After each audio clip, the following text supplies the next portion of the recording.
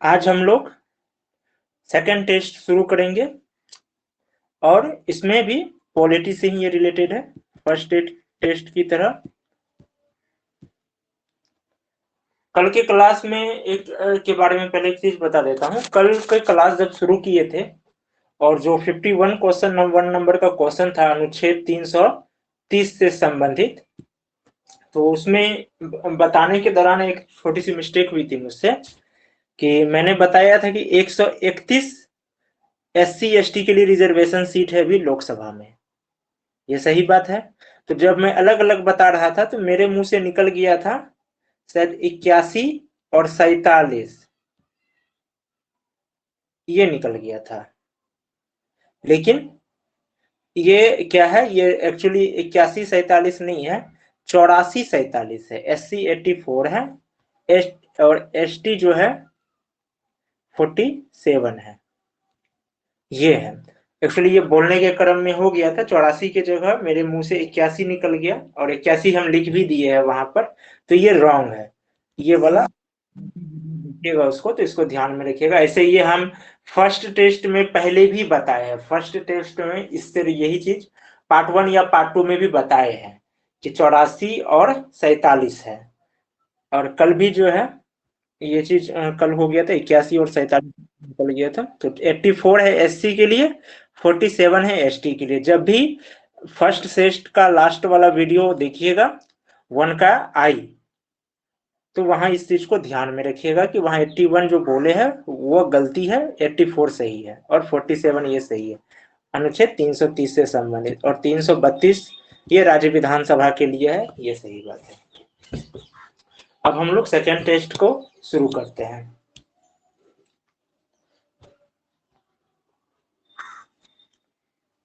Second test का पहला question है,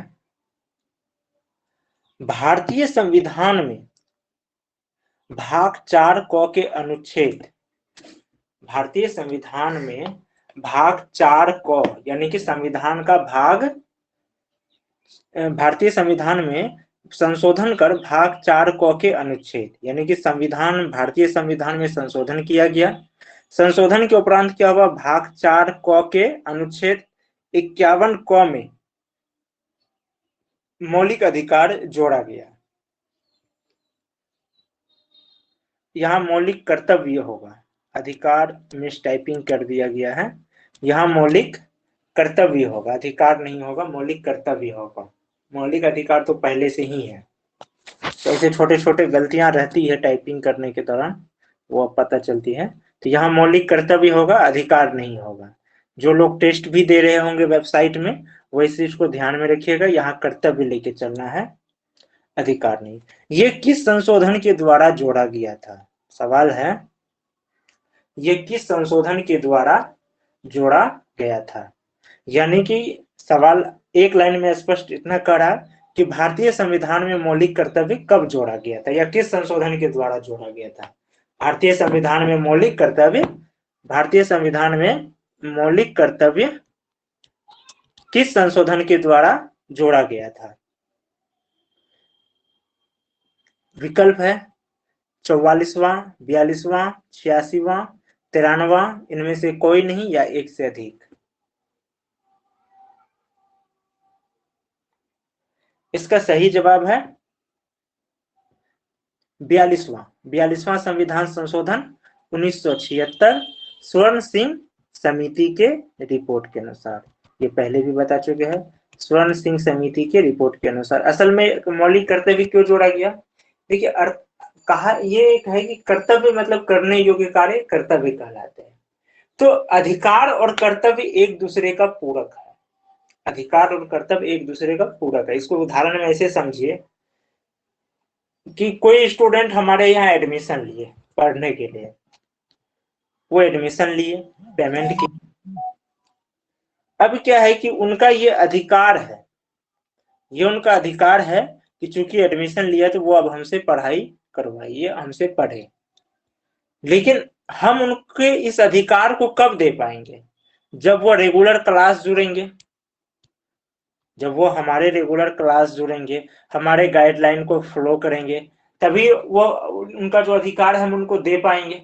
अब यदि वो अधिकार को अपना पूरा, वो अपने कर्तव्य को पूरा नहीं कर पा रहा है, इसको ऐसे समझिए, यदि उनका हमारे हमसे पढ़ना, हमसे पढ़ाई लेना, शिक्षा लेना उसका अधिकार है, तो उनको हमारे क्लासरूम में जुड़ना भी कर्तव्य है। अब यदि वह कर्तव्य को पूरा नहीं कर रहा है, यदि वह कर्तव्य को पूरा नहीं कर रहा है, तो अधिकार उसको हम चाह के भी नहीं दे सकते हैं। यदि वह आ ही नहीं रहा है क्लासरूम में, तो हम उसको चाह करके भी जो उनका अधिकार है शिक्षा लेना, वो हम उसको दे नहीं सकते हैं। तो यही चीज देश में भी है। देश का नागरिकों को मौलिक अधिकार दिया गया संविधान द्वारा, लेकिन इसका देखा गया कि अब इसका क्या हो रहा है, मौलिक अधिकार का कुछ लोग नाजायज जो है इसका नाजायज फायदा उठाने का कोशिश कर रहे हैं, या फिर इसका जानबूझ करके अधिप्रयोग करने का कोशिश कर रहे हैं। इसको एक क्या कर रहे, ढाल बना रहे हैं अपने स्वार्थ की पूर्ति के लिए। जिससे होने क्या लगा, राज्य के नीति निदेशक तत्व में जो सरकार को जो दिया गया था, जो दिया गया है गाइडलाइन, अब सरकार को उसमें दिक्कत होने लगी। राज्य के नीति निदेशक तत्व में जो गाइडलाइन दिया गया, जो निर्देश दिया गया है कि सरकार को, राज्य को ये करना जिम्मेवारी है, अब उसको पूरा करने में राज्य को दिक्कत होने लगा। अब इसमें समस्याएं आने लगी। इसको लेकर के क्या हुआ, मौलिक अधिकार में संशोधन शुरू किया गया। पहले तो विधि बनाकर किया, फिर आया कि नहीं, विधि बना करके तो स्पष्ट है अनुच्छेद 13 में कि मौलिक अधिकार को समाप्त किया ही नहीं जा सकता है, अनुच्छेद 13 में ये दिया हुआ है। तब क्या हुआ, संशोधन शुरू किया, कहा कि विधि बना के नहीं कर सकते, संशोधन करके तो कर सकते हैं। फिर एक नया विवाद शुरू हुआ, संशोधन हो सकता है मौलिक अधिकार में या नहीं। इस पे काफी विवाद चला। उसका एक नोट्स में दिया हुआ है, मौलिक अधिकार और राज्य के नीति निदेशक तत्व के बीच विवाद और मौलिक अधिकार में संशोधन। ये एक नोट्स मिल जाएंगे आप लोगों को वेबसाइट में। तो ये सब जब विवाद होने लगा एटलीस्ट, तब कहा गया, एक ये आया, स्वर्ण सिंह समिति बनी और वो कहा कि नहीं, नागरिकों को मौलिक कर्तव्य भी दिया जाए। शुरुआत में 10 मौलिक कर्तव्य थे, 2002 में एक और जोड़ा गया। इसके बाद अब कितना हो गया है, 11 मौलिक कर्तव्य है वर्तमान में। ठीक है, यहां समझ गए। ये अधिकार नहीं, यहाँ कर्तव्य है। एक बार फिर बता देते हैं।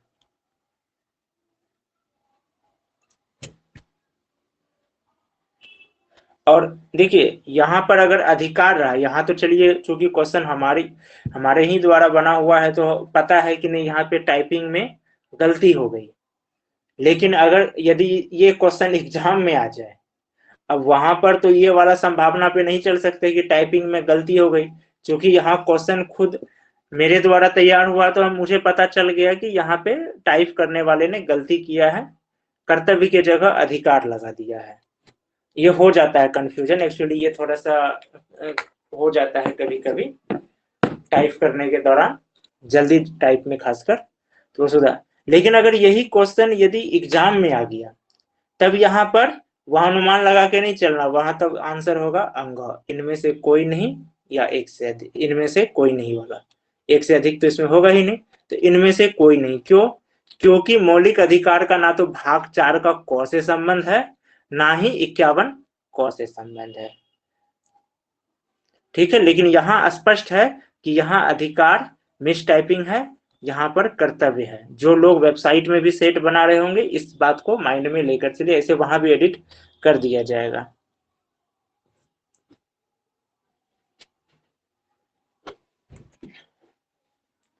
अब अगला सवाल जाते हैं, इसमें कोई कंफ्यूजन पहला सवाल में?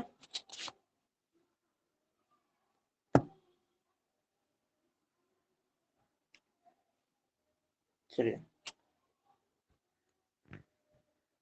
इनमें से कौन सा अधिकार राष्ट्रपति को प्राप्त नहीं है?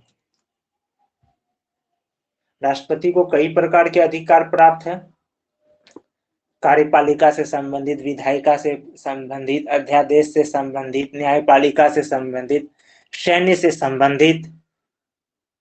अब कहा जा रहा है इनमें से कौन सा अधिकार राष्ट्रपति को प्राप्त नहीं है, सवाल है।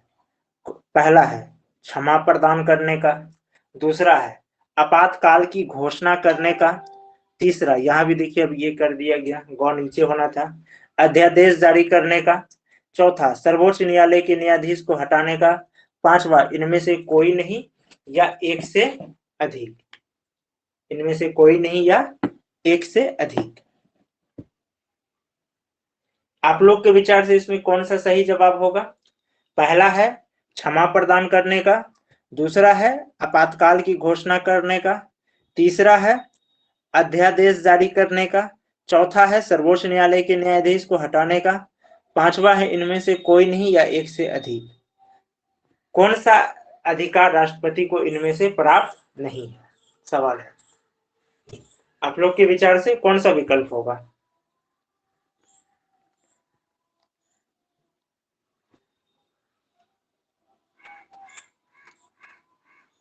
सही जवाब है आपका आयुषी, आपका भी सही जवाब है नायला। इसमें सही कौन सा होगा? तो घ नंबर, सर्वोच्च न्यायालय के न्यायाधीश को हटाने के लिए क्या किया जाता है? महाभियोग की प्रक्रिया है। यहाँ पर राष्ट्रपति उसको सीधे तौर पे नहीं हटा सकते। ऐसा होने लगा तो फिर क्या होगा? पता चला कि न्यायपालिका तो विधायिका और कार्यपालिका के नियंत्रण में है, न्यायपालिका फिर स्वतंत्र रहेगा कहाँ? पता चला जो भी जज सरकार के विरुद्ध में जा रहे हैं वो क्या किए, वो मंत्री परिषद राष्ट्रपति के माध्यम से उसको हटा दिए।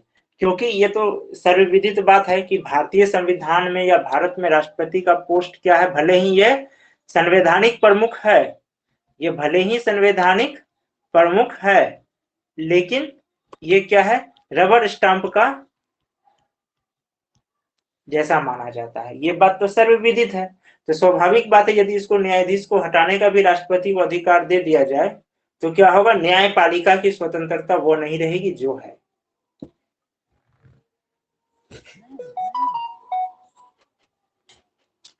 अब हम लोग तीसरे सवाल में जाते हैं। भारतीय संविधान के अनुच्छेद 83 83 के 1, भारतीय संविधान के अनुच्छेद 83(1) यानी 83 के 1 के अनुसार राज्यसभा को अस्थायी सदन कहते हैं। क्यों? यानी कि ये इसके क्वेश्चन है कि संविधान अनुच्छेद के, भारतीय संविधान के अनुच्छेद 83(1) के अनुसार राज्यसभा अस्थायी सदन है। एक जीएस यहाँ पर इसको नोट कर लीजिए कि किस अनुच्छेद के अनुसार राज्यसभा अस्थायी सदन है? तो अनुच्छेद 83 का 1। एक जीएस आपका यहाँ पर हो गया। अब चलते हैं आगे। अब सवाल है क्यों है, अस्थायी सदन क्यों कहते हैं? पहला विकल्प है सभी सदस्य आजीवन सदस्य होते हैं। ठीक, सभी सदस्य आजीवन सदस्य होते हैं। दूसरा, कुछ सदस्य प्रति 2 वर्ष में अवकाश ग्रहण करते हैं। तीसरा, इसे केवल विशेष बहुमत द्वारा ही विघटित किया जा सकता है। चौथा, इसे विघटित नहीं किया जा सकता है। पांचवा, इनमें से कोई नहीं या एक से अधिक। इसका सही जवाब है घ नंबर, क्योंकि इसे विघटित नहीं किया जा सकता है, इसलिए राज्यसभा को अस्थायी सदन कहते हैं। और किस अनुच्छेद के अनुसार? तो 83 के 1 के अनुसार। ठीक, समझ में? अब अगला सवाल आते हैं।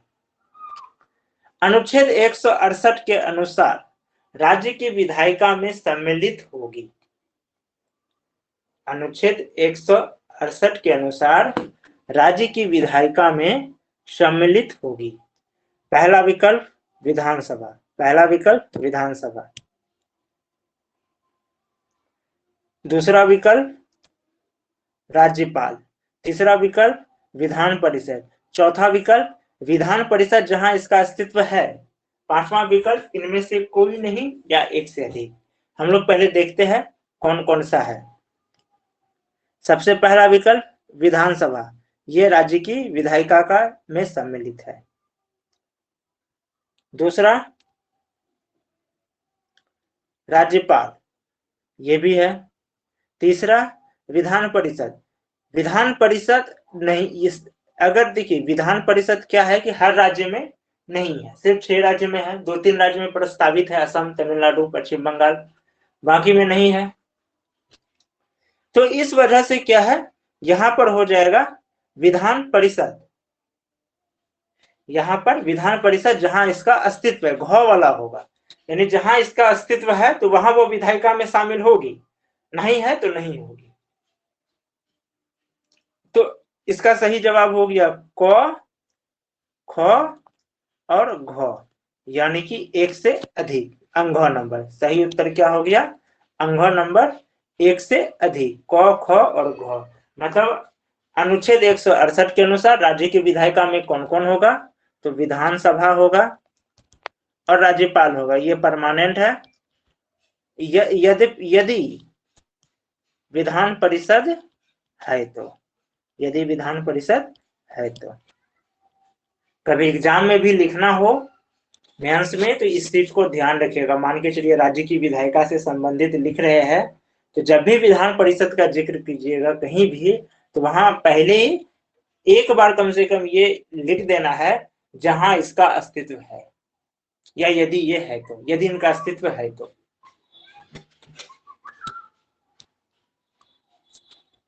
और अनुच्छेद याद रखिएगा 168। अब अगला सवाल है, अनुच्छेद 352(3) में मंत्रिमंडल शब्द का प्रयोग हुआ है। इनके अलावा किस अनुच्छेद में मंत्रिमंडल शब्द का प्रयोग हुआ है? अनुच्छेद 352 का संबंध किससे है?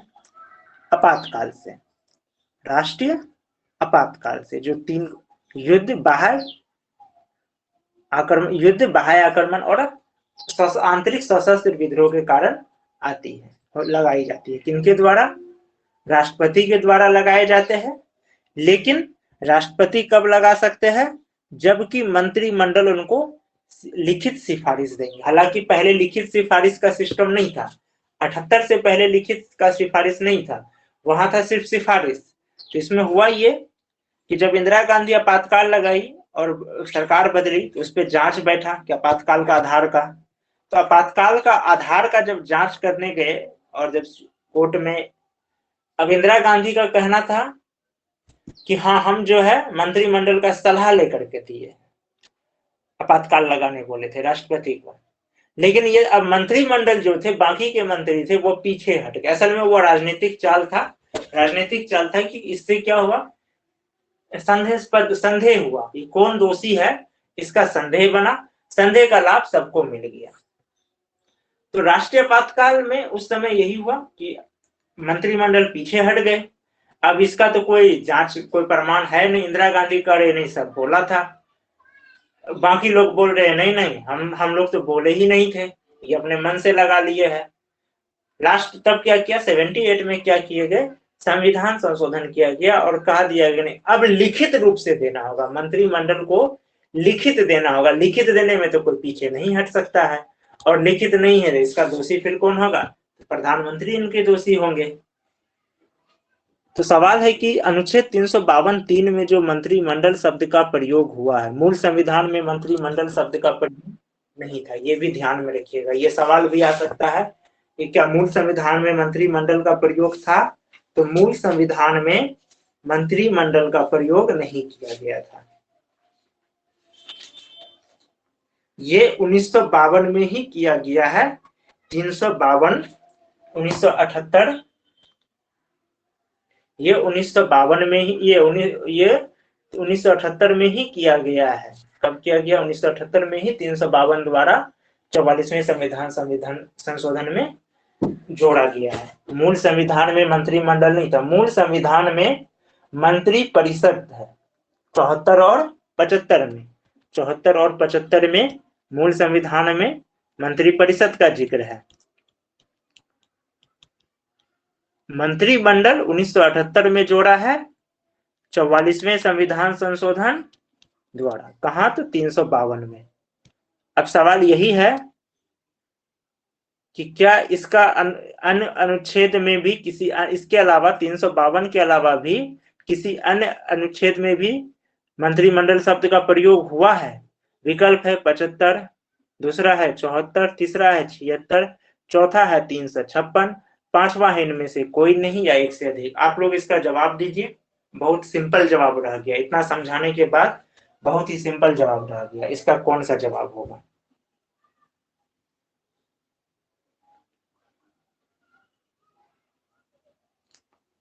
सवाल है, एक लाइन में समझ लीजिए कि मंत्रिमंडल शब्द का प्रयोग जो कि 352 के 3 में है, अनुच्छेद 352 के 3 में, इसके अलावा किसी अन्य अनुच्छेद में मंत्रिमंडल का शब्द का प्रयोग हुआ है तो इनमें से कहाँ हुआ है?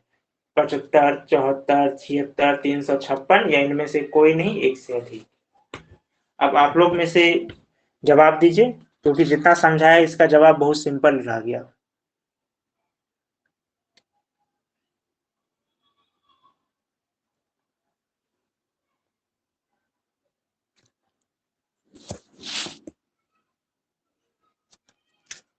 आवाज जा रही है मेरी?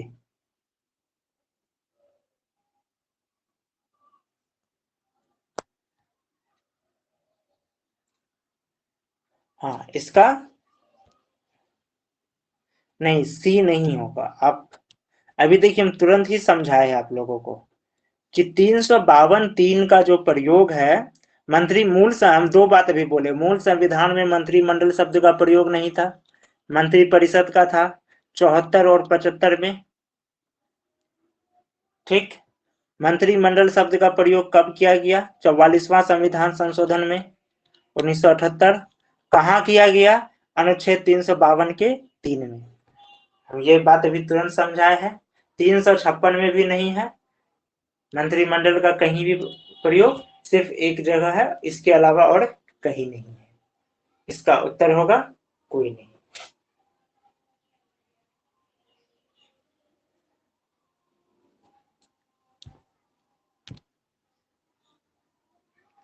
अब है, किस संविधान संशोधन द्वारा आम चुनाव में मतदान की आयु 21 वर्ष से घटाकर 18 वर्ष कर दी गई? किस संविधान संशोधन में मतदान की आयु 21 आम चुनाव में, आम चुनाव से मतलब होता है जो 5 वर्ष में चुनाव होते, 3 प्रकार के चुनाव होते हैं। देखिए, आम चुनाव, मध्यावधि चुनाव, उपचुनाव। आम चुनाव जो 5 साल में होते हैं सामान्यतः, जैसे अभी 22 में यूपी में होगा, 24 में देश में होगा। अब सपोज कीजिए ऐसी स्थिति बन गई कि जो लोकसभा चुनाव 24 में होना चाहिए, वो 24 में ना होकर के कब हो जाएगा? 22 में ही हो गया। तो ये जो बीच में हो गया, इसी को कहते हैं मध्यावधि चुनाव। क्या कहेंगे? मध्यावधि चुनाव।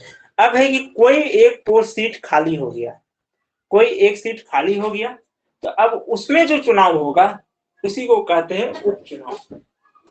ठीक, जैसे भी पश्चिम बंगाल में होगी, लेकिन वहां करा नहीं रही है चुनाव आयोग, क्योंकि चुनाव आयोग का दो बातें हैं।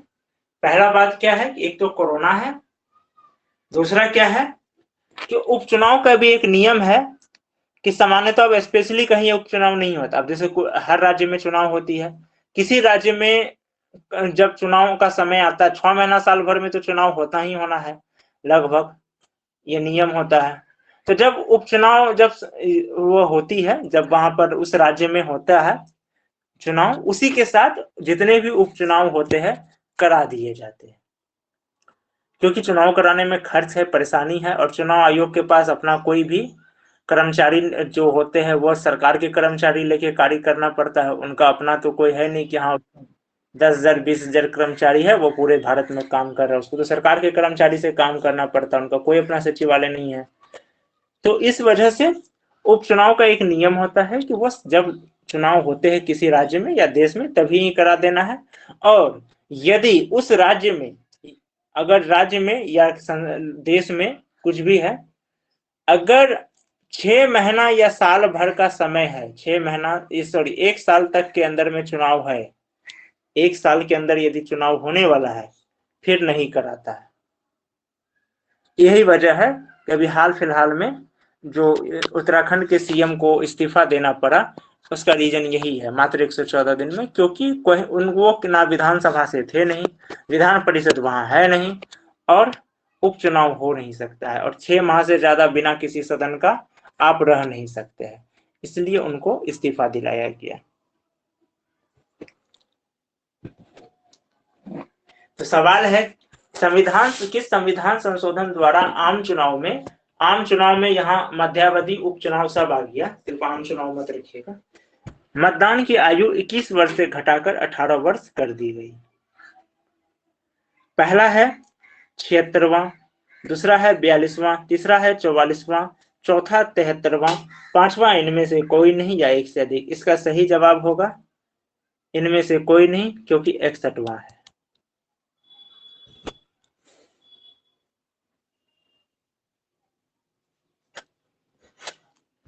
ठीक है, अब हम लोग अगला सवाल पे चलते हैं।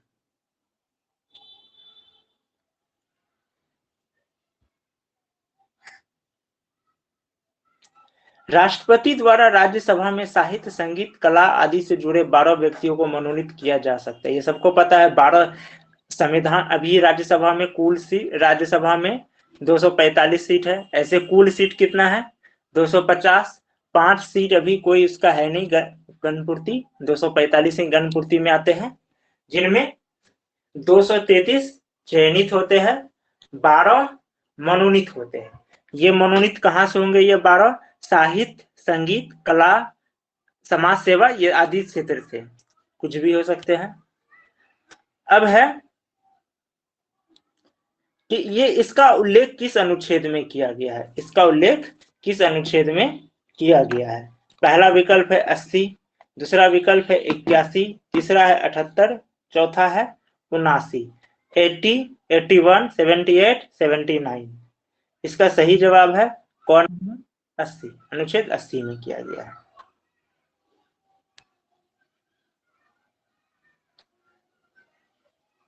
अगला सवाल है भारतीय नागरिकता अधिनियम 1955।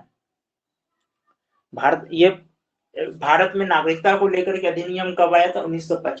मूल संविधान में तो ये बता दिया कि कौन भारत का नागरिक होगा, कौन नहीं होगा। लेकिन अब एक सवाल आया कि यदि कोई नागरिकता लेने आए तो उसको देना है कि नहीं देना है, किस आधार पे देना है? तो इसके लिए एक अधिनियम लाया गया, भारतीय नागरिकता अधिनियम 1955। इसके अनुसार किस विधि द्वारा भारतीय नागरिकता प्राप्त नहीं की जा सकती है? यानी इनमें से कौन सा है विधि है जिसके द्वारा भारत की नागरिकता प्राप्त नहीं किया जा सकता? और बता दें, नागरिकता में जितना भी नए नए नियम संशोधन होते हैं या कुछ भी होते हैं अमेंडमेंट, कुछ जोड़ना हटाना, तो जो भी नागरिकता को लेकर के जो भी कानून बनेगा उसका बेस 1955 ही रहेगा। इसको ध्यान में रखिएगा। अब सवाल है कि इसमें कौन सा ऐसा विधि है जिसके द्वारा भारत की नागरिकता नहीं प्राप्त की जा सकती? पहला विकल्प जन्म द्वारा, दूसरा देशीकरण द्वारा, तीसरा किसी भूभाग के सम्मेलन द्वारा, चौथा भारतीय बैंक में धन जमा करके, पांचवा इनमें से कोई नहीं या एक से अधिक। इसका सही जवाब होगा घ नंबर। इसका सही जवाब होगा घ नंबर। भारतीय बैंक में धन जमा करने से कोई यहाँ की नागरिकता नहीं बनते हैं। बाकी ये तीनों विधि है। नागरिकता, भारतीय नागरिकता अधिनियम 1955 में 55 से लेकर के 2019 तक का एक नोट्स बना हुआ है, भारतीय नागरिकता अधिनियम 1955 से। वेबसाइट में मिल जाएंगे, आप लोग पढ़ सकते हैं।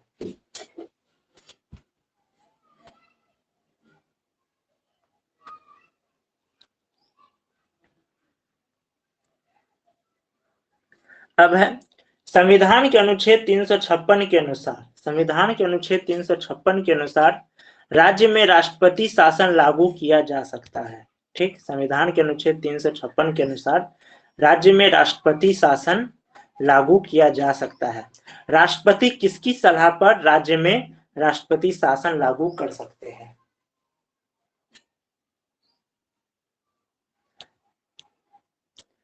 एक जीएस समझ लीजिए कि राज्य में राष्ट्रपति शासन कौन सा अनुच्छेद के अनुसार होता है? 356। ठीक, अब दूसरा सवाल है, अब ये एक तो जीएस हो गया, अब इसमें सवाल है किसकी सलाह पर राष्ट्रपति शासन लागू होता है? क में विकल्प है मुख्यमंत्री, ख में है राज्यपाल, ग में है उच्च न्यायालय, घ में यही है, घ यही है, बस नीचे होने की जगह साइड में कर दिया गया है, टाइपिंग का मिस्टेक है। घ में संसद है, अंग इनमें से कोई नहीं या एक से अधिक। इसका सही जवाब होगा, इसका सही जवाब क्या होगा? इसका सही जवाब होगा आपको कौन सा होगा? आप लोग बताइए तो पहले, किसकी सलाह पे राज्य में राष्ट्रपति शासन लागू किया जाता है? मुख्यमंत्री, राज्यपाल, उच्च न्यायालय के मुख्य न्यायाधीश, संसद या इनमें से कोई नहीं, एक से अधिक? किसकी सलाह पर?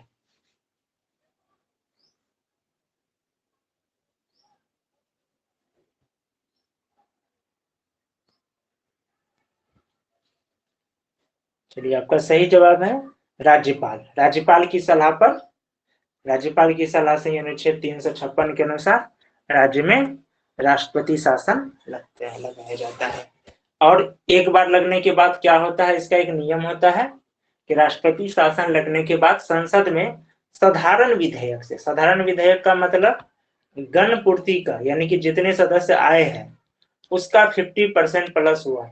इतना समझिए कि गण पूर्ति के लिए कितना चाहिए, 55 सांसद। 55 सांसद में अगर अभी आ गया है तो बिल पास होगा। उसके बाद 28 भी अगर सपोर्ट कर दिया है तो वो फिर पास हो जाएगा।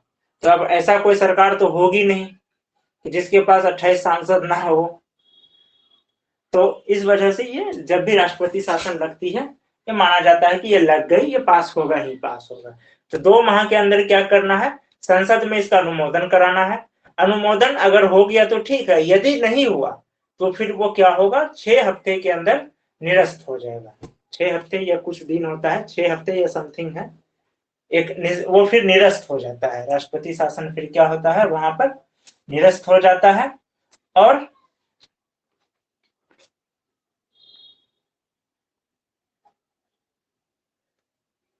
एक किसी भी राज्य में राष्ट्रपति शासन 6-6 माह तक लगाया जाता है, जो कि 3 वर्ष तक ही बढ़ा सकते हैं। कितना बढ़ा सकते हैं, 3 वर्ष तक बढ़ा सकते हैं। 3 वर्ष को बढ़ाने के उपरांत वहां चुनाव करा लेना है। लेकिन यदि वहां स्थिति खराब है, ऐसा है कि ऐसा स्थिति है जिसके आधार पर उस स्थिति के कारण वहां चुनाव नहीं हो सकता है, तो और मैक्सिमम 6 माह ही रुका जा सकता है। 6 माह के अंदर स्थिति को संभालते हुए चुनाव करा देना है। कभी कभी ऐसा होती है कि 3 साल चला गया, ऐसा तो हुआ नहीं है कि 3 साल तक हो जाए, लेकिन उसके बाद अब 3 साल गया, अब है क्या कि चुनाव आयोग चुनाव कराना चाहती है, लेकिन सरकार कह रही है कि नहीं, अभी इस राज्य में स्थिति खराब है, यहाँ पर जो है वो किसी प्रकार की प्रशासनिक व्यवस्था गड़बड़ है, अभी चुनाव कराना सही नहीं होगा। तो चुनाव आयोग कहता है ठीक है, हमको 6 माह के अंदर चुनाव करा लेंगे, आप स्थिति संभालिए, लेकिन 6 माह के अंदर, और 6 माह ही बढ़ाया जाएगा, इसके अंदर चुनाव करा देना है। ये जो संसद में यदि पास ना हो तो इसका 6 हफ्ता होता है, या फिर वो वही निरस्त हो जाता है, या शायद तुरंत निरस्त हो जाता है। इस पे आप लोग एक बार जांच कर लीजिएगा, निरस्त तुरंत हो जाता है या उसके लिए अध्यादेश में तो 6 हफ्ता का समय दिया जाता है। इसका थोड़ा कंफ्यूजन हो रहा है हमको, या फिर हम देख के कल बता देंगे कि 6 हफ्ता लगता है या फिर तुरंत कर दिया जाता है निरस्त। अगर संसद में पास नहीं हुई है तो पास हो गई तो फिर 6 माह तक चलेगी। राष्ट्रपति शासन के दौरान राज्यपाल ही फैसला लेते हैं, और यदि राष्ट्रपति शासन हट भी गया है तो राज्यपाल जो भी नियम बनाया है, जो भी फैसले लिए हैं, वह योग्य रहेंगे, जब तक कि उसको नई सरकार चेंज ना कर दे नियम पूर्वक। यानी अगर मान के चलिए वो विधायक, उसको कानून बनाया गया है, तो फिर जैसे उसको संशोधन किया जाता है विधायिका के माध्यम से, उसी प्रकार से फिर उसको चेंज करना। ऐसा नहीं है कि नई सरकार आई, अब हम जनता द्वारा चुने गए सरकार है तो राज्यपाल जो भी फैसला लिया था वह निरस्त कर देंगे, ऐसे ही ऐसा नहीं होता है।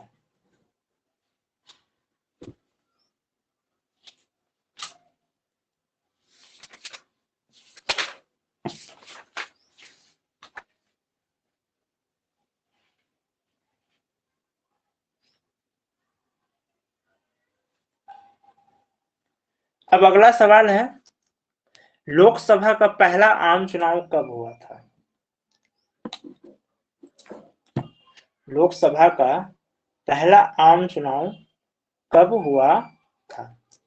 विकल्प है 1947, 1950, 1952, 1951, इनमें से कोई नहीं या एक से अधिक। आप लोग बताइए क्या होगा इसका जवाब।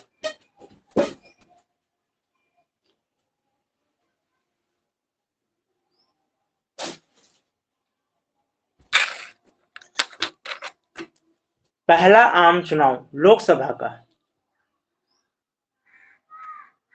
चलिए एक विद्यार्थी बोले 1947, एक भी बोले 1947, दोनों गलत है, एक मौका और दे रहे हैं, और भी बाकी लोग अपना आंसर देना चाहे तो दे सकते हैं। चलिए एक आए है 1950, दूसरा फिर 1950, फिर गलत है। इसका सही जवाब होगा 1952। देखिए समझिए, इसमें क्या है, 47 में कुछ लोकसभा का चुनाव नहीं हुआ था, जो संविधान सभा बना था, जो 1946 में चुनाव हुआ, उसके बाद अंतरिम सरकार का गठन हुआ, फिर 1900 उसी जो चुनाव हुए थे उसी प्रतिनिधियों के द्वारा संविधान सभा बना, और जब अंग्रेज गए तो यही संविधान सभा को संसद का शक्ति दे दिए, इन्हीं को संसद की शक्ति दे दिए।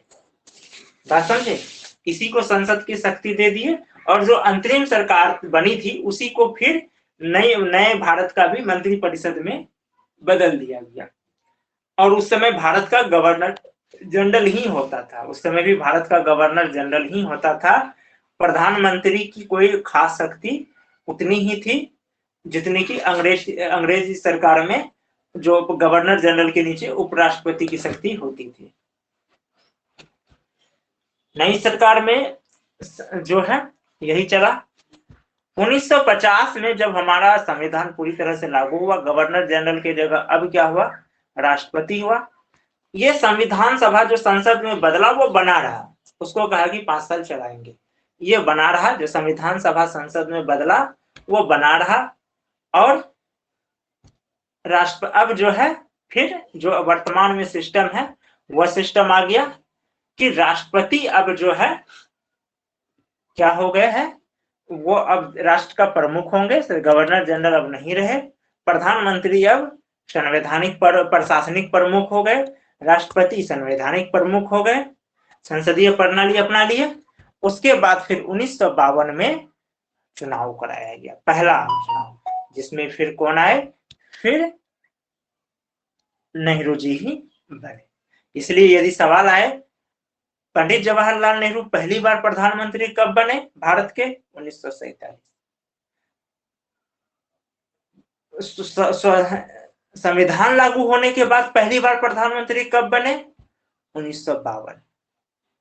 या पहला आम चुनाव के बाद पंडित जवाहरलाल नेहरू भारत के प्रधानमंत्री कब बने, 1952। यहां फंसिएगा नहीं, ठीक। यहां तक किन्हीं को कोई कंफ्यूजन, ये 10 सवाल में।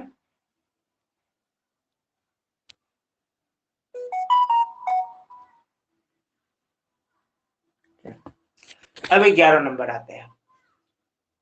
सवाल है इनमें से कौन सा कथन असत्य है। पहला विकल्प है संविधान में कुल 12 अनुसूचियां हैं, ये सत्य है। संविधान में कुल 12 अनुसूचियां हैं, ये सत्य है। संविधान में कुल 395 अनुच्छेद है, ये भी सत्य है। देखिए यहाँ पर जैसे पहले भी पता है, कुछ बुक में 448 है। तो दो हिसाब से होता है, एक होता क्रमांक के हिसाब से, क्रमांक के हिसाब से 395 ही है, और यूपीएससी इसी को मानती है, सिविल सर्विस इसी को मानती है। 448 क्या है, वो उप अनुच्छेद को जोड़ करके है, उप अनुच्छेद को जोड़ करके। जैसे पहले भी बोले हैं, यदि कोई जैसे बोल रहे हैं 448 तो उनसे पूछे 396 अनुच्छेद कौन सा है। जैसे कि पहले 8 अनुसूची थी, बाद में 12 अनुसूची हुई, तो 9वां 10वां 11वां 12वां ये अनुसूची है ना, लेकिन 396 अनुच्छेद वो कहीं नहीं मिलेगा। क्रमांक के हिसाब से 395 अनुच्छेद ही है। 448 जो है वो भी कोई गलत नहीं है। वो क्या है, अब तक संविधान लागू होने के बाद अब तक जितने संशोधन हुए और जो नए नए उप अनुच्छेद जुड़े 395 के अंदर ही, उसी को वो सब को काउंट करके 448 होते हैं। सिविल सर्विस 395 ही मानती है। अब गौ में मूल भारतीय संविधान में 8 अनुसूचियां थी, ये भी सत्य है। देखिए क भी सत्य है कि भारतीय संविधान में कुल 12 अनुसूचियां हैं। ठीक, ख भी सत्य है कि भारतीय संविधान में कुल 395 अनुच्छेद है।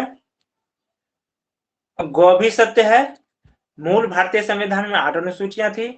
ग भारतीय संविधान की प्रस्तावना भारत को एक सार्वभौम समाजवादी धर्मनिरपेक्ष प्रजातांत्रिक गणतंत्र के रूप में घोषित करता है, ये भी सत्य है। सार्वभौम, समाजवादी, धर्मनिरपेक्ष या पंथ निरपेक्ष एक ही है।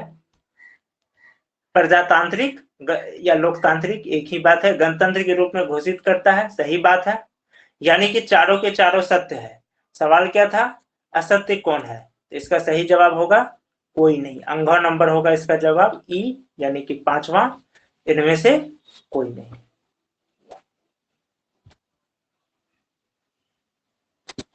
ठीक, अब अगला सवाल चलते हैं। भारतीय संविधान में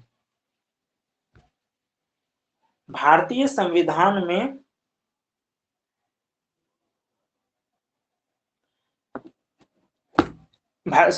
संविधान के मूल अधिकार में से संपत्ति का अधिकार को किस संशोधन द्वारा हटा दिया गया?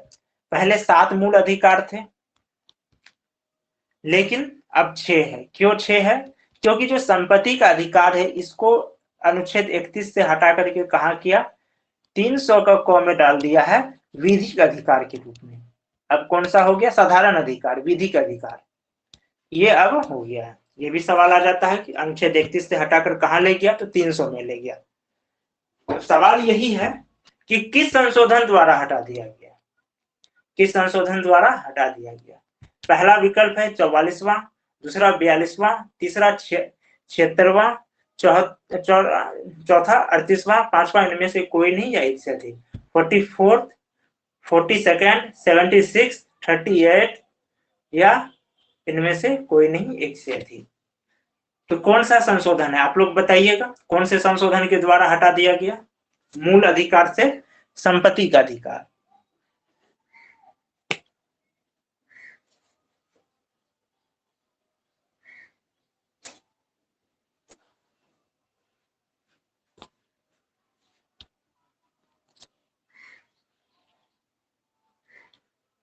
चलिए, एक स्टूडेंट बोले है 42वां, बाकी कोई और भी कोई बोलना चाहते हैं?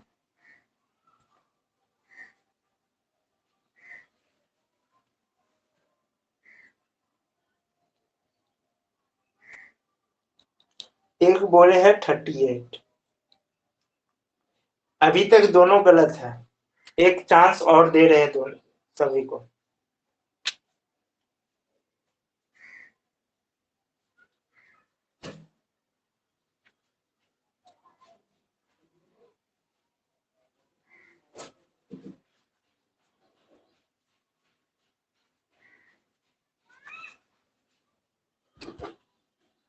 चलिए, फिर एक बोले ए, अब सही हुआ है। 44वां संविधान संशोधन 1978 के द्वारा। हालांकि संपत्ति के अधिकार में बहुत पहले से ही 51 से ही कह सकते हैं, 1951 से ही छेड़छाड़ शुरू हो गया था, जिसको लेकर के विवाद बना। और लास्ट में विवाद से उलझने से बचने के लिए यही किया गया, 78 में 44th अमेंडमेंट द्वारा इसको हटा ही दिया।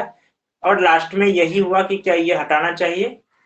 तो इसमें संविधान में जब इसका फैसला किया तो लास्ट में यही डिसीजन दिया गया कि मौलिक अधिकार में संशोधन कर सकते हैं, और लेकिन जो संविधान की मूलभूत आधारभूत ढांचा है उसमें परिवर्तन नहीं होना चाहिए। और ये भी कहा कि अब तक जो संशोधन हो गया तो हो गया, अब भविष्य में इस आगे से देखा जाएगा। अब इसकी एक लंबी कहानी है कि अदालत क्यों, कोर्ट ऐसा क्यों कहा, अब वो यहाँ पर अभी नहीं, वो कम से कम 2 से 3 क्लास चला जाएगा उतना अगर समझाने चलेंगे तो। अब हम लोग 13 नंबर के सवाल में जाते हैं। 13 नंबर का सवाल है, इनमें से कौन सा कथन असत्य है? पहला है विकल्प, फिर यहां भी सत्य असत्य है। भारतीय संविधान में मूल अधिकार भाग 3 में उल्लेखित है, सत्य है। भाग 3 में है 12 से लेकर के 35 तक, इसको हम लोग कुछ नहीं करेंगे, यानी ये सत्य है। भारतीय संविधान में राज्य के नीति निर्देशक तत्व भाग 4 में उल्लेखित है, ये भी सत्य है।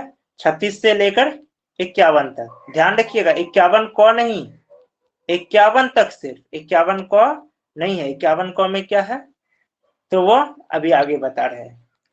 भारतीय संविधान में मूल कर्तव्य भाग 4 में, ये राज्य के नीति निर्देशक तत्व कहाँ है, भाग 4 में, और मूल कर्तव्य भाग 4 के क में, ये अंतर है। राज्य के नीति निर्देशक तत्व भाग 4 में और मूल कर्तव्य कहाँ है, भाग 4 के क में है। ये कहाँ तक है राज्य के नीति निर्देशक तत्व, 36 से 51 तक, और मूल कर्तव्य कहाँ है, 51 का क में, ये ध्यान रखना है। तो भारतीय संविधान के में मूल कर्तव्य भाग 4 में उल्लेखित है। संपत्ति के अधिकार को मूल अधिकार से हटाकर विधिक अधिकार बना दिया गया, ये अभी बताए थे। तो यहाँ चौथा विकल्प यही है, संपत्ति के अधिकार को मूल अधिकार से हटाकर विधिक अधिकार 300 के क में उपबंध कर दिया गया, यानी 300 के क में जोड़ दिया गया है। ये अभी भी बताए थे, ये भी सत्य है, यानी कि असत्य कोई भी नहीं। इसका सही जवाब होगा अंगो नंबर, यानी ई नंबर, इनमें से कोई नहीं।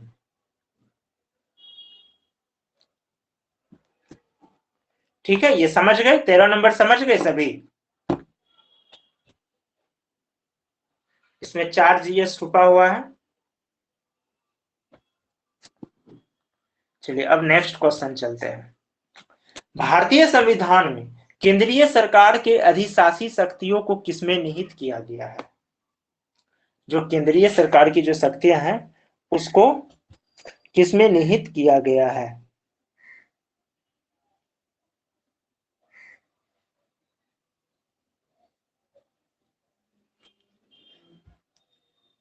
यानी कि कार्यपालिका को शक्ति, केंद्रीय सरकार की अधिशासी शक्तियों से मतलब है कार्यपालिका की शक्ति को। पहला विकल्प है संसद में, दूसरा मंत्री परिषद में, तीसरा राष्ट्रपति में, चौथा लोकसभा में, पांचवा इनमें से कोई नहीं या एक से अधिक। इसका सही जवाब है ग नंबर, राष्ट्रपति में निहित किया गया है। कहाँ किया गया है, राष्ट्रपति में निहित किया गया है। ठीक है, अब अगला सवाल हम लोग देखते हैं।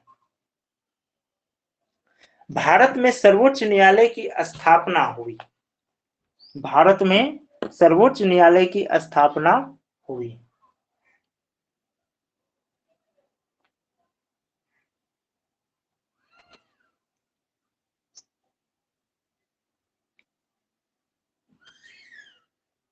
उन्नीस 1950 में संसद के एक अधिनियम द्वारा, भारतीय स्वतंत्रता अधिनियम 1947 के अधीन, भारत सरकार के अधिनियम 1935 के अधीन, भारतीय संविधान के लागू होने के उपरांत संविधान द्वारा, इनमें से कोई नहीं या एक से अधिक। इसका जवाब आप लोग दीजिए, तो इसका क्या सही जवाब होगा।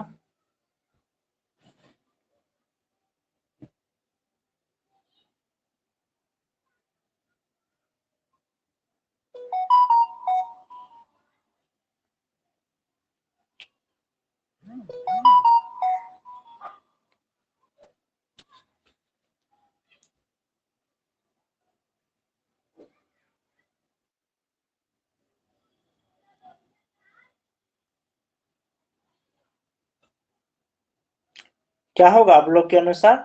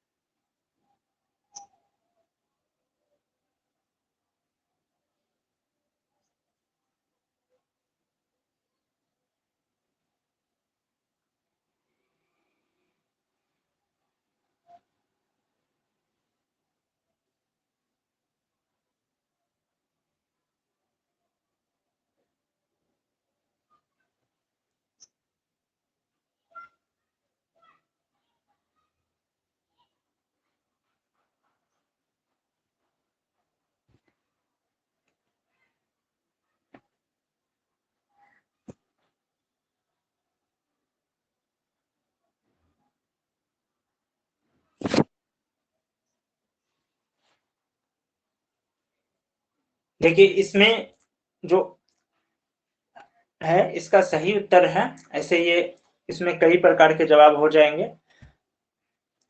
भारत सरकार के अधिनियम 1935 के अधीन, लेकिन इसमें है क्या, सर्वोच्च न्यायालय बहुत पहले भी था, अंग्रेज के भी समय में था। बाद में क्या हुआ, 1935 का जब भारत शासन अधिनियम आया, ठीक, तो उसी में संघीय न्यायालय की स्थापना किया गया, संघीय न्यायपालिका की स्थापना किया गया, जिसके क्या किया गया, भारत के संघीय न्यायपालिका की स्थापना हुई और उसको क्या था, सर्वोच्च न्यायालय होने का गौरव प्राप्त था, सर्वोच्च न्यायालय होने का गौरव प्राप्त था। ठीक, अब यही सर्वोच्च न्यायालय फिर क्या हुआ, जब भारत जब स्वतंत्र हुआ, जब संविधान बना, फिर क्या किया, 28 जनवरी 1949 को फिर से इसको पुनर्गठन किया गया, फिर से भारतीय संविधान के अनुसार इसको फिर से गठित किया गया। तो यहां सवाल था कि सर्वोच्च न्यायालय की स्थापना कब हुई। यदि देखिए स्वतंत्रता के पश्चात की बात होती, स्वतंत्र भारत में, तब तो इसका जवाब आएगा आपको भारतीय संविधान के लागू होने के उपरांत संविधान द्वारा। यहाँ है सर्वोच्च न्यायालय की स्थापना हुई, तो ये चूंकि 1935 के भारत शासन अधिनियम के ही अधीन हो चुकी थी।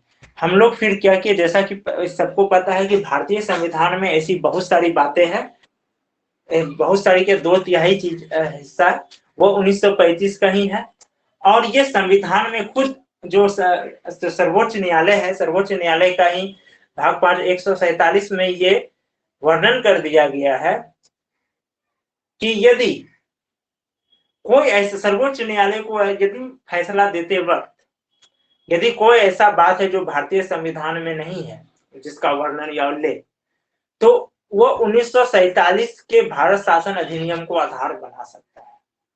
और यदि 1947 के भी भारत शासन अधिनियम में नहीं है, 1947 के भी भारत शासन अधिनियम में नहीं है, तो वो भारत शासन अधिनियम 1935 को बेस बना करके उसी के आधार पर फैसला दे सकता है। लेकिन कब, जब उसका उल्लेख भारत के संविधान में नहीं है। कहने का मतलब यह हुआ कि संविधान 1935 का भारत शासन अधिनियम हो या 1947 का भारत शासन अधिनियम, भारत स्वतंत्रता अधिनियम हो, वो अभी भी हमारे संविधान का बैकअप में कह सकते हैं कि रखा हुआ है। बैकअप में नहीं तो एक हिस्सा, वो भी वो चूंकि कानून है ना, उसको तो लागू किया गया है, तो उसको अभी भी हम लोग आधार मानते हैं। कब मानते हैं, यदि भारत का संविधान में अगर किसी उस चीज से संबंधित उल्लेख नहीं है, उससे संबंधित उल्लेख नहीं है, तो अगर उल्लेख है या फिर बाद में कर दिया तो कोई बात नहीं। अभी भी बहुत सारे आईपीसी के एक्ट है जो कि हम लोग अंग्रेजों के ही बनाए, बहुत सारे उन्हीं के अनुसार चल रहे हैं, 1860, 1858, 1800, बहुत सारे ऐसा है, 1892।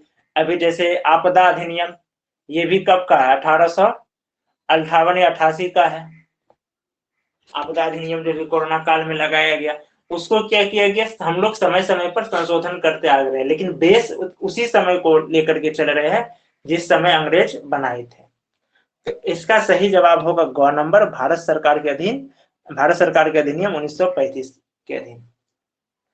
और यदि सवाल हो गया कि स्वतंत्रता पश्चात सर्वोच्च न्यायालय की गठन कब हुई, तो 28 जनवरी 1950 या फिर 1905 या फिर भारतीय संविधान लागू होने के उपरांत संविधान द्वारा।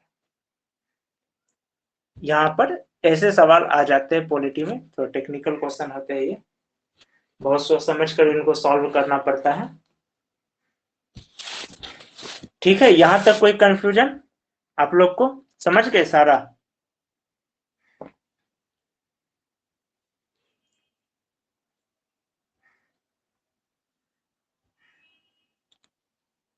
नो सर का क्या मतलब है, समझे नहीं है या कोई कंफ्यूजन नहीं है?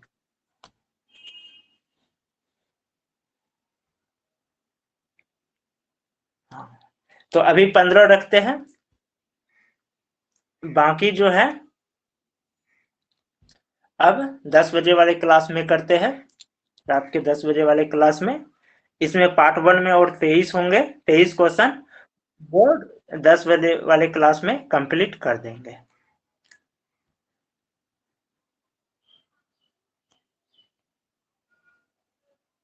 ठीक है, आप जो है, अब रात वाली क्लास में फिर आगे का कराते हैं।